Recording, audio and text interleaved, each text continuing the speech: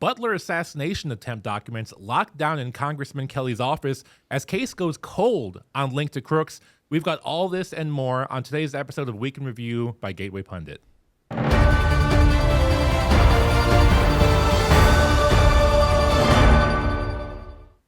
What's going on? My name is Mike Mendoza. I'm filling in again for Elijah Schaffer today. He's out of town on work yet again, but that's okay because, I actually like filling in. I'm having fun doing this. Normally I'm behind the camera. I'm normally not in front of the camera. I normally don't like being in front of the camera, but I kind of am having fun doing this. I can't lie. And, you guys make it better because you guys have a lot of supportive comments. And, if you didn't leave a comment on the last one, leave one down below. Like the video, share it with your friends. But yeah, it's fun. And, speaking of which, someone else who's having fun with me is our producer, Michael Hennessy. I have to adjust because, my name is Mike. His name is Michael, obviously too. So I have to adjust to calling him Michael and calling, myself Mike. So, but anyway, Michael is behind the producer desk. How's it going? How do you feel? What do you think? I'm having fun, man. Glad I could be a part of the show. It's been entertaining since Elijah's been gone. You're right. We get no days off here. I've actually been trapped in the office for days. So at least we get this little bit of a break. Yeah, so happy exactly. Yeah. So, honestly, reading articles is the least of our worries. But, still important. We still have to get into news. And, I know some people, on your way to work or on your way back from work or maybe on your lunch break, you're pulling up one of these videos just based on whenever we put these videos out. I know it kind of varies from day to day. We're trying to work on that right now. But, we like to give you guys news so that way, because I know not everyone has the time to go and read through each article. So I'd rather just read it for you. Why not? So anyway, this first article that we led off with is the Butler assassination attempt documents were locked down in Congressman Kelly's office as the case goes cold on link to Crooks. You got to wonder what's going on there and why they're trying to hide the information on this. Joe Hoft is reporting this, brother of the great Jim Hoft, also has a show, I believe, on Lindell TV. I know he did at one point, but, we love Joe Hoft. Obviously, both him and his brother are legends. So let's just get into it. So the Republican Congressman Mike Kelly, who chaired the congressional task force investigating the July 13th attempted assassination of Donald Trump in Butler, Pennsylvania, whines about law enforcement withholding important data, but he also continues to face scrutiny for withholding critical investigative documents from the public. ABLECHILD, which is Joe Hoft's organization, or at least he's reporting with them, contacted Congressman Kelly's office requesting a copy of the PA State Police report and a copy of the Allegheny County coroner's autopsy on Thomas Matthew Crooks and was told to FOIA it. Interesting. Why should any American have to FOIA reports that were obtained during a congressional task force investigation? In addition, there are no laws preventing their release.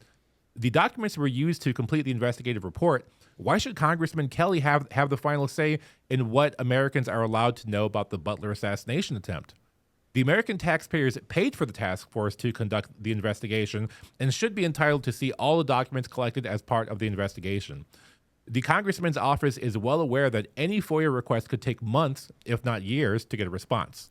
Make no mistake, Kelly's refusal to release requested documents raises serious concerns about transparency and accountability in this high-profile case.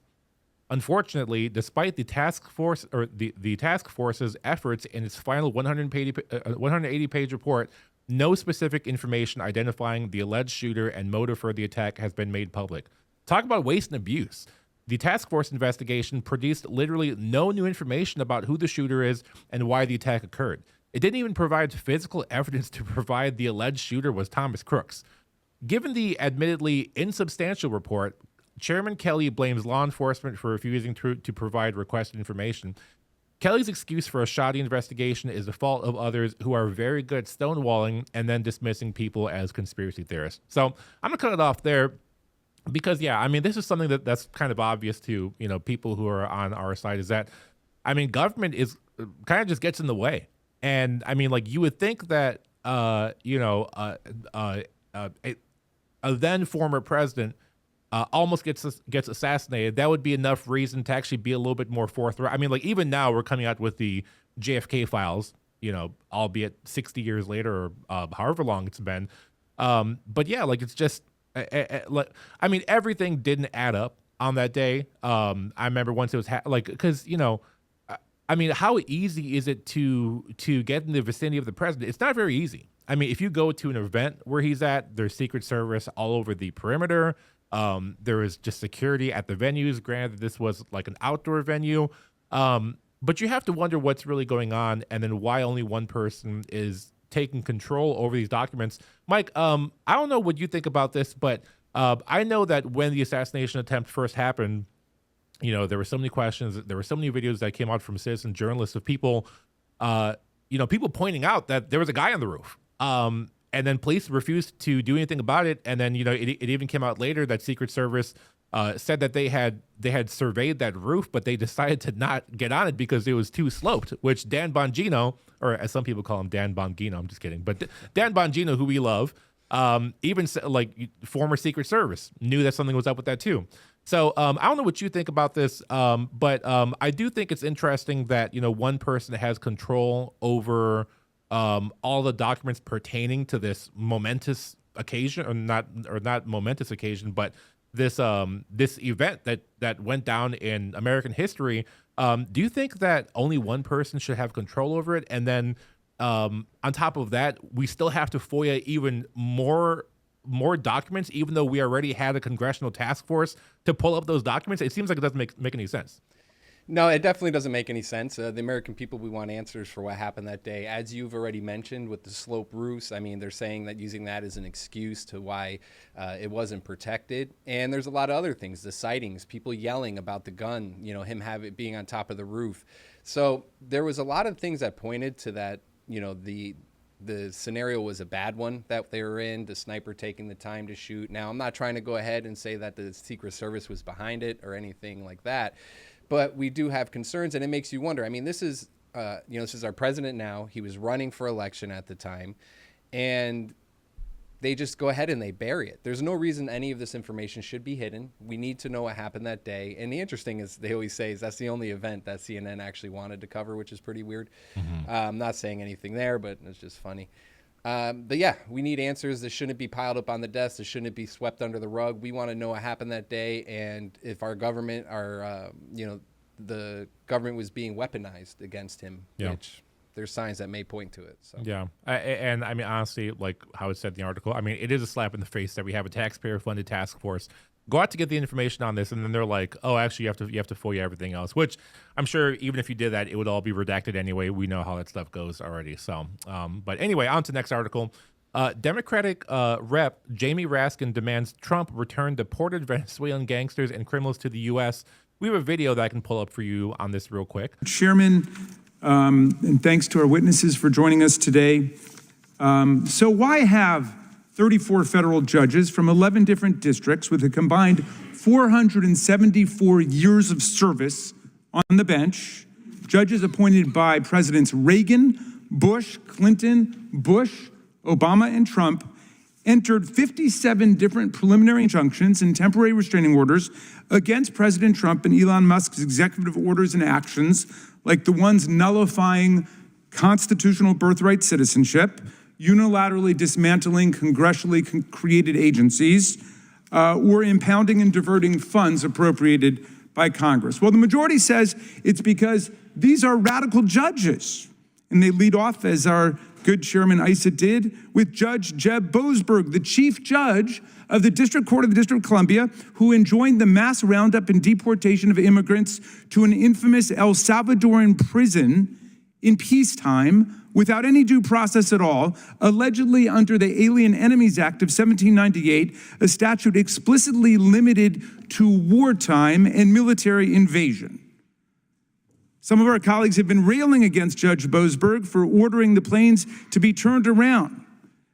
They say those planes were filled with terrorists, I think my good friend from Texas said. Well, here's one person of many who wasn't a terrorist on that flight or a gangbanger. His name's Kilmer Garcia.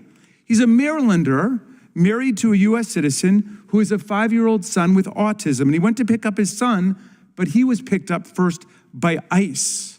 And then he was shackled and put on that airplane and shipped off to the torturers of El Salvador without ever having the benefit of those two most beautiful words in the English language, due process. All right, so let me just stop him real quick because I read a little bit into this story.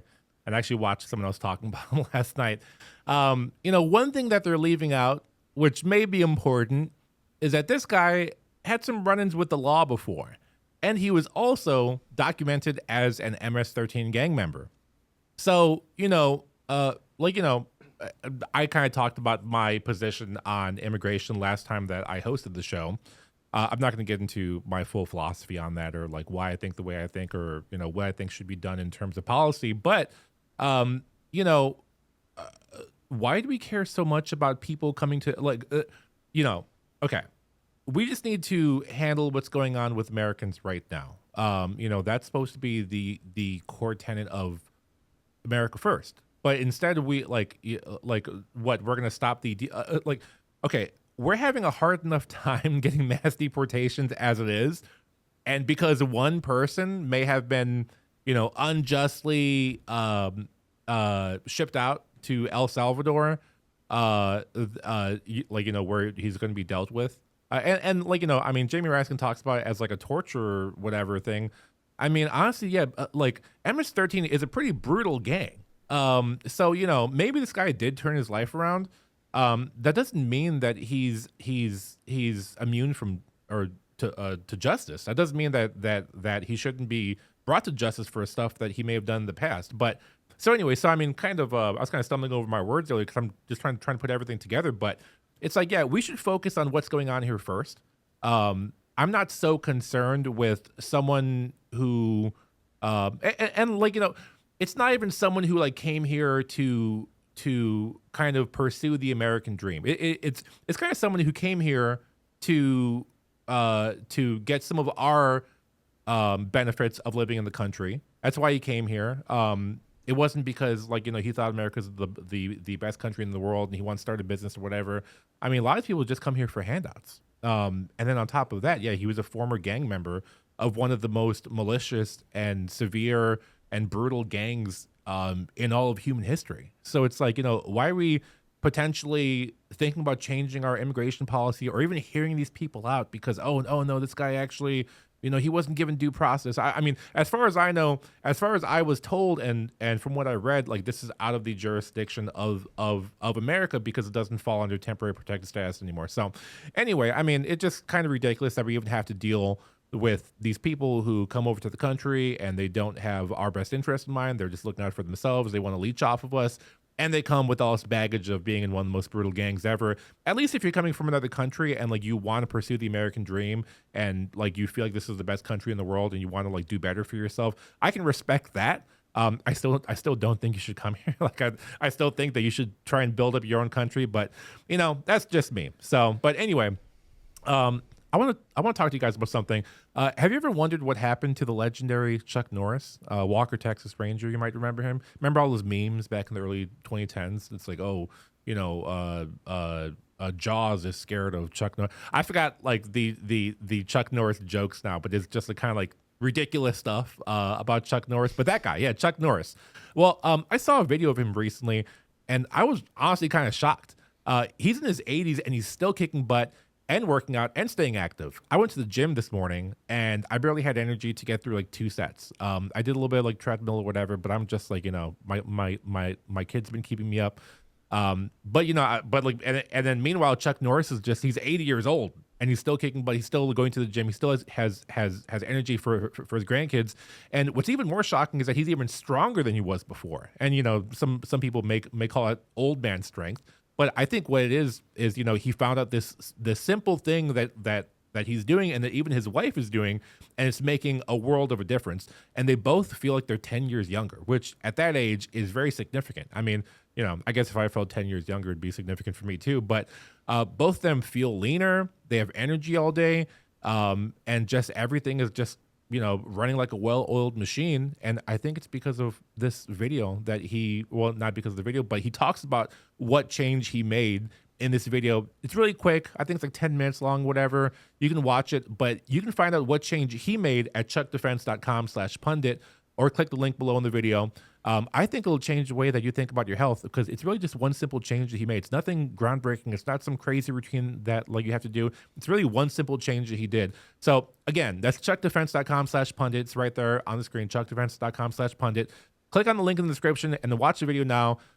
See how simple it is. I mean, it's honestly shocking how simple it is. And yeah, it's pretty much it. Check it out. But yeah, like I said, I mean, if you had the opportunity to feel 10 years younger, I think you'd take it. But anyway, on to the next story. An unhinged professor was put on leave after violently flipping over voter info table of college Republicans at University of Wisconsin-Eau Claire, Kristen Taylor reports. College Republicans manning a voter info table early Tuesday morning at the University of Wisconsin-Eau Claire were stunned by the behavior of an unhinged professor who violently flipped their table over after inaccurately complaining they were too close to the campus polling site for the statewide election on a Supreme Court seat and voter ID referendum. That's the aftermath, I think, of the table being flipped over. Video posted by the UWEC College Republicans shares the alleged attacker walking away after flipping over the table. Voter material can be seen strewn on the sidewalk in the brief video, and I think I have the video right now. I will pull it up in just a moment, and we can see what exactly happened there, and here it is. Are you okay? Yeah. Oh my God. Okay, so yeah, I mean, it's nothing crazy, but I mean, you know, again, oh, sorry, I didn't turn off the video in time there, but it's like how I was talking about on Monday, and I think Mike will back me up on this, but you know, it's like they can never just have the conversation. And by the way, I mean, I'm not opposed to flipping over tables. I mean, you know, there was someone in history who flipped over the tables, but I think he actually had reason to. It wasn't that he was losing a debate. It wasn't that he had his little feelings hurt or anything, but he actually did with what some people might say righteous indignation towards like how like, you know, towards what was going on. But it seems like these people can just never have the conversation, Mike. And like, I love how they try and frame it like, oh, like you're too close to the polling station. That's actually the real problem here. I don't think that warrants you flipping over a table. I think that you can just go to campus police and they would tell them to leave, and knowing Republicans, they would probably just pack it up and leave. But again, this is another example, just like with all the Tesla stuff, of you know, them kind of freaking out and then getting violent. Why do you think that they're so triggered just by someone having voter information on campus? I mean, shouldn't you want the younger generation to vote? Don't Democrats like primarily focus on young people? Weren't they trying to like remove the voting age limit? Like, they should want young people to vote. How come they don't want people to like learn the actual facts of the matter? Yeah, the party of peace is definitely not the party of peace as they like to proclaim that they are.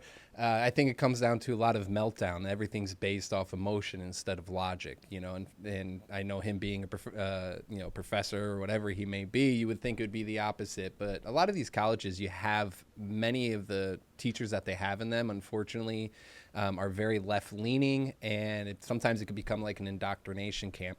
But yeah, the guy seeing it, you think he would be going ahead and promoting free thinking, the ability to choose and actually have peaceful debates and conversations, because that's the one thing that they shy away from the most. So not surprised to see him do this, not surprised at all, actually. But it's just very unfortunate, because you would hope that they would treat it in a different way. Yeah, so. Right. And yeah, the crazy part, which I kind of forgot to touch on just in my own commentary, was that, yeah, it's a professor. It's not even just like it's like some crazy student. I think that that's kind of like to be expected. We've seen that a billion times, and we have seen professors too that freak out and get violent.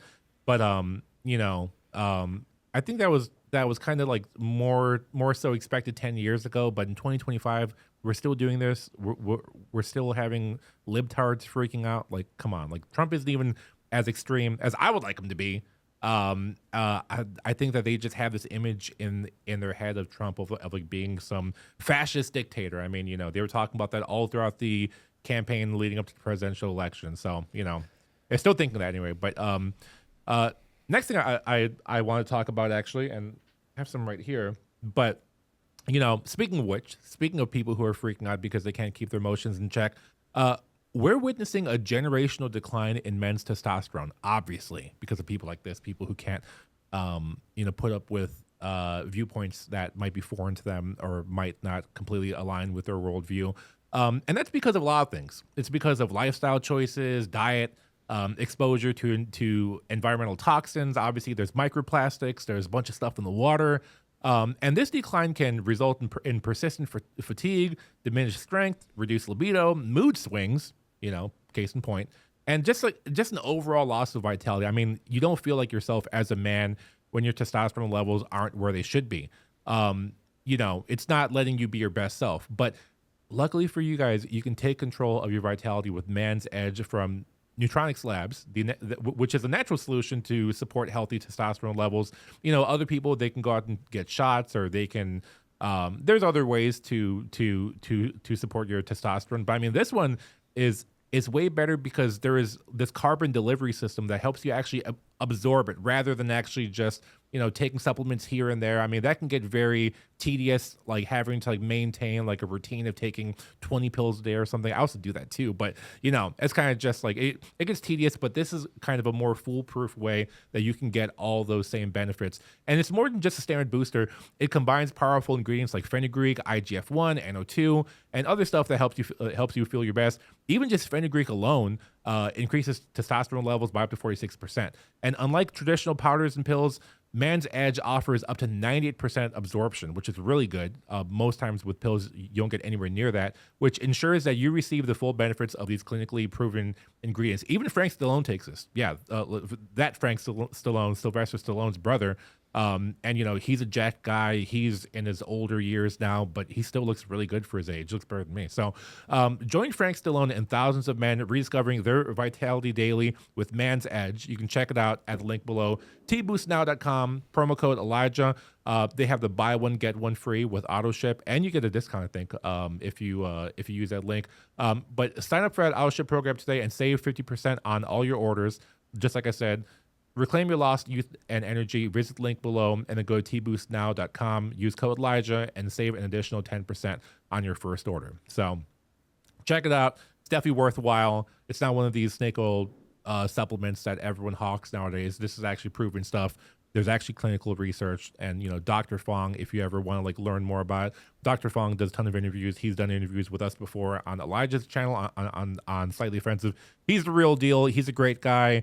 He's a real stand-up guy. We've had a lot of conversations with him on it. So, it's worth checking out. But anyway, on to our last story. Breaking, several counties in Wisconsin run out of ballots during a hotly contested Supreme Court race. Could you put the camera on me just real quick? Really? They ran out of ballots. It's just, how many times have we done this? At least in 2020, there was some plausible deniability where it's oh yeah, the pipes burst in the ballot counting station or whatever. There's all these issues, but it's just they just, and there's a term for this. It's called chutzpah. It's just they aren't expecting us to call them out on it, or maybe they are and they're just going to ignore us. But that's what the chutzpah is that there's they just do it in our face because they feel like we're not going to say anything about it. But it's this happens so many times. I just don't even know what to say about it. But let me get into the article real quick. This is reported by Christina Lila, one of the journalists at Gateway Pundit. She's great. We cover a lot of her stuff on the show. But anyway, and then also an update since this article was written. Democrat Susan Crawford is the projected winner, which I saw some other stuff too saying that Wisconsin actually is unfortunately taking a swing towards Democrats, projected for 2028. So we'll see how that goes. I mean, obviously today is a big day too, with Liberation Day coming up and figuring out what we're going to do with tariffs. So that could change things. It's funny too because I've spent a lot of time in Wisconsin. It doesn't come off as a blue state. Obviously the inner cities of any or the inner areas of big cities usually get more and more deeper blue once you go into it. But everything outside of Wisconsin screams it being a red state. People hunt.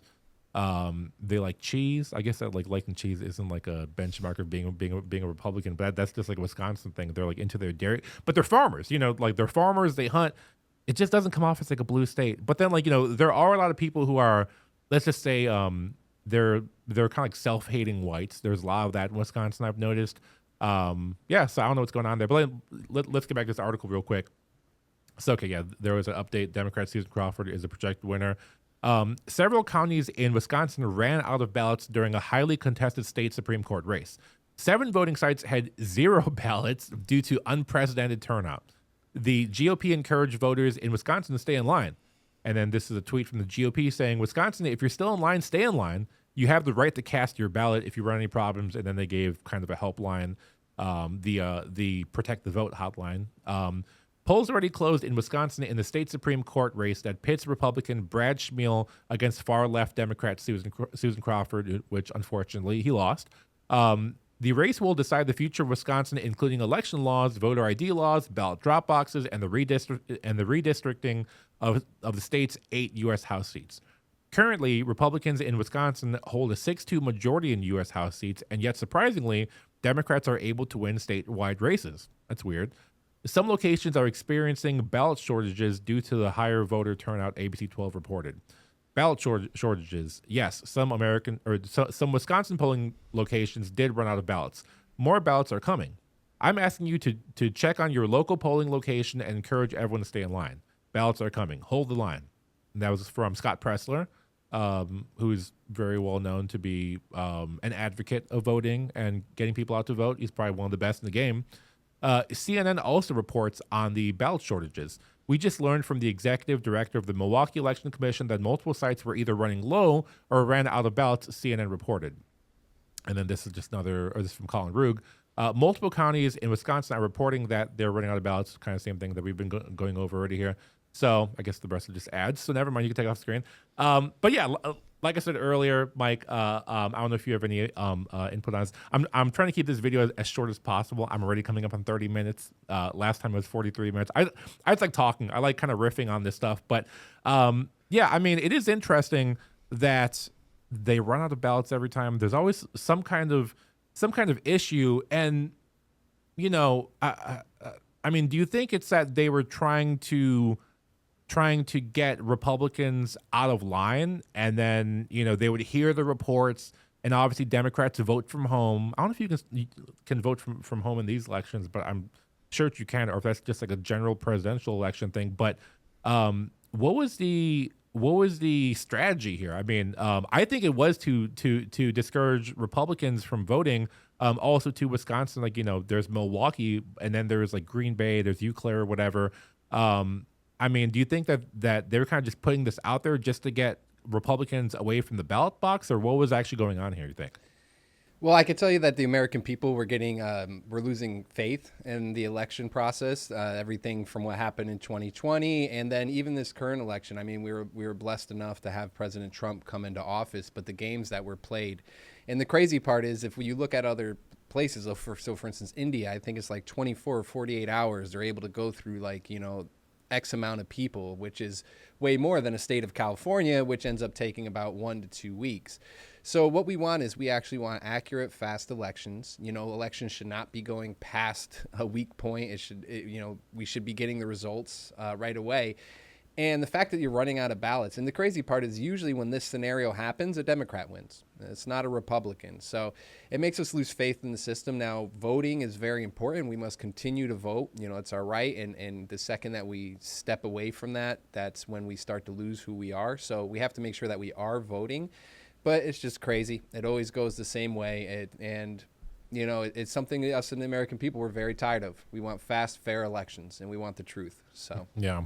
By the way, I mean, you know, it's good that Kamala didn't win, obviously, but there is a part of me that I don't like that now that Trump won, that everyone has complete faith in the voting system all over again. So because stuff like this happens. So, like, you know, granted, yeah, we got our win, everything's good, but you know, we should still kind of be skeptical of the voting system and everything going on around it, because they can still pull all this tomfoolery around the election, leading up to the election, and, you know, just stay vigilant about that stuff. That's all I'm saying. But, you know, maybe if Trump lost, then people would be up in arms, and, you know, the confidence in the voting system would go back to zero. Unfortunately, people kind of put their put their guard down, I think, and then that might be leading to more things like this. But stay vigilant about these things. Scott Presser, people like that, those are good people to follow on like what's going on with the electoral politics. So that's all I gotta say about that. But anyway, this has been another episode of Week in Review by Gateway Pundit. I did this one in looks like it's gonna be like 31 and a half minutes, so not as long as the last one. Next one we do, I'm going to try and do 15 minutes. That's hard. I actually don't know how Elijah does 15 minutes. Like now that I've done a couple of these, he really speeds through them. It actually doesn't seem like he does in the moment when he's doing it. But props to him because I can't do 15 minutes. It's crazy. So anyway, if you want to join the Gateway Mug Club, like I said, and like Elijah talks about, this is a really good quality mug. Trust me. It's embossed. It's not one of these ones that you put in the dishwasher and then the labels fall off or cracks or whatever. Sometimes once you get like more merchandisey type mugs, they just start falling apart. They start chipping away at the label or the decal or whatever. This is heavy. It's embossed. Like it's a good mug. And also with getting the mug too and joining the Mug Club, you support us here at Gateway Pundit. So that's always worth it too. So join the Mug Club. Also, you can follow me on Twitter. Or X, whatever you call it, Mike Mendoza, JPG. You can follow me there, and you can also follow my good friend over here, Michael Hennessy. Is it Snowflake_news right on X? Yeah, it's Snowflake_news. You can find me on X and Instagram. Just a lot of groundbreaking news that I like to put out. Always putting out the truth, never worrying about feelings, facts over feelings, just like the Gateway Pundit does greatly. Yep, so. Exactly. So anyway, as my good friend Elijah Schaffer says, God bless America, and we'll see you guys in the next one.